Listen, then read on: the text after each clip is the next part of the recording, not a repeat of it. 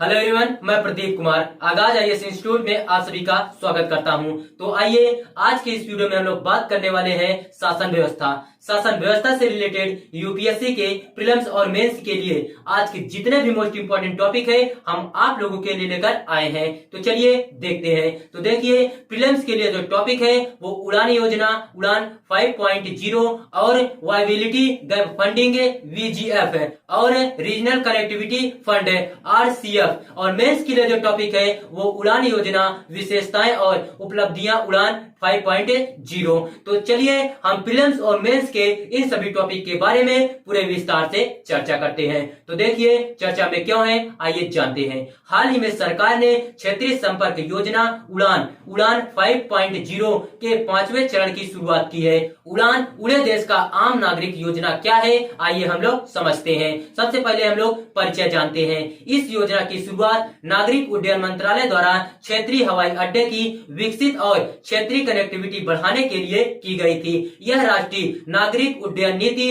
2016 का एक हिस्सा है। यह योजना 10 वर्ष की अवधि के लिए लागू है। उद्देश्य क्या है, आइए देखते हैं। भारत के दूरस्थ और क्षेत्रीय क्षेत्रों के लिए हवाई संपर्क एवं यात्रा में सुधार करना, दूर दराज के क्षेत्रों का विकास तथा व्यापार वाणिज्य में वृद्धि एवं पर्यटन का विस्तार करना, आम लोगों को सस्ती दरों पर हवाई यात्रा करने में सक्षम बनाना, विमानन क्षेत्र में रोजगार सृजन। मुख्य विशेषता क्या है, आइए देखते हैं। मुख्य विशेषताएं, योजना के अनुसार एयरलाइंस को सभी सीटों के 50% के लिए 2,500 रुपए प्रति उड़ान प्रति घंटे का मूल्य प्रतिबंध निर्धारित करना चाहिए। इसे हासिल करने का माध्यम क्या है, आइए समझते हैं। केंद्र और राज्य सरकारों एवं हवाई अड्डों के संचालकों के रियायतों के रूप में वित्तीय प्रोत्साहन, व्यवहार्यता अंतराल योगदान, वियाबिलिटी गैप फंडिंग वीजीएफ, संचालन की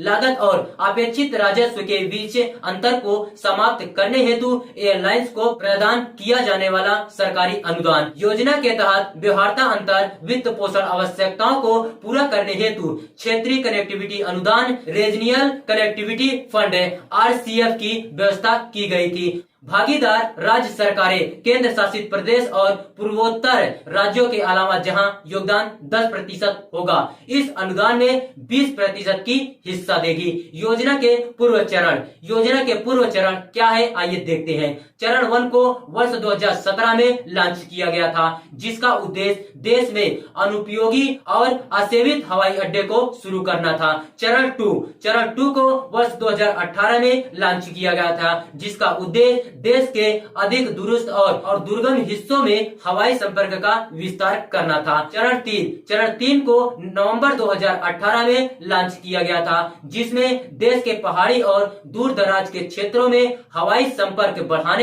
पर ध्यान केंद्रित किया गया था। उड़ान योजना का चरण 4 दिसंबर 2019 में शुरू किया गया था, जिसमें द्वीपों और देश के अन्य दूरस्थ क्षेत्रों को जोड़ने पर ध्यान केंद्रित किया गया था। उड़ान 5.0 के प्रमुख बिंदु क्या है, आइए देखते हैं। अन्य श्रेणी 2 20 से 80 सीट और श्रेणी 3 80 सीट एयरक्राफ्ट पर केंद्रित है। इसमें यान की उड़ान के आरंभ और गंतव्य के बीच की दूरी पर कोई प्रतिबंध नहीं है।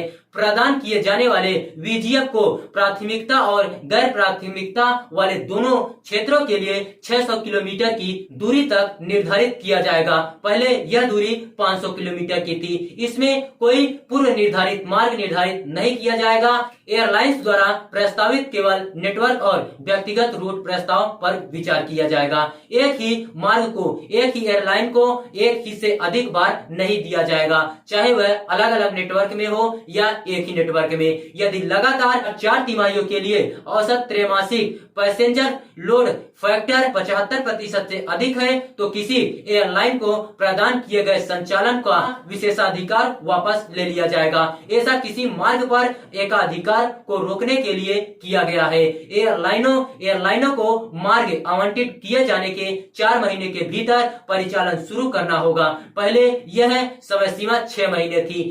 एक ऑपरेटर से दूसरे ऑपरेटर के रूट हेतु नोवेशन प्रक्रिया को सरल बनाने के साथ प्रोत्साहित किया गया है। नोवेशन मौजूदा अनुबंध को प्रतिस्थापन अनुबंध के साथ प्रतिस्थापित करने की प्रक्रिया है, जहां अनुबंध करने वाले पक्ष आम सहमति पर पहुंचे हैं। उड़ान योजना की उपलब्धियां क्या है, आइए देखते हैं।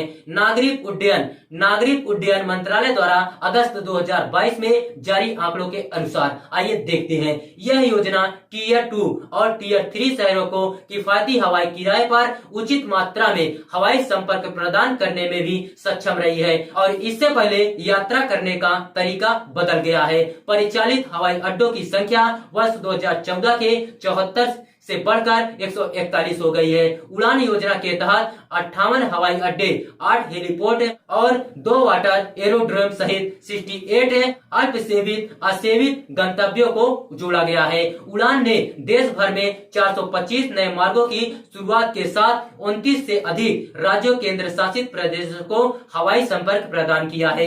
1 करोड़ से अधिक यात्रियों ने इस योजना का लाभ उठाया है। तो देखिए, अगर आप लोगों को इसका पीडीएफ चाहिए तो इसका पीडीएफ हम टेलीग्राम चैनल पर अपलोड कर देंगे। टेलीग्राम चैनल का नाम है आगाज आईएएस इंस्टीट्यूट और टेलीग्राम चैनल का लिंक हम इस वीडियो के डिस्क्रिप्शन में दे देंगे। आप यहां से भी जाकर टेलीग्राम चैनल को ज्वाइन कर सकते हैं और पीडीएफ डाउनलोड कर सकते हैं।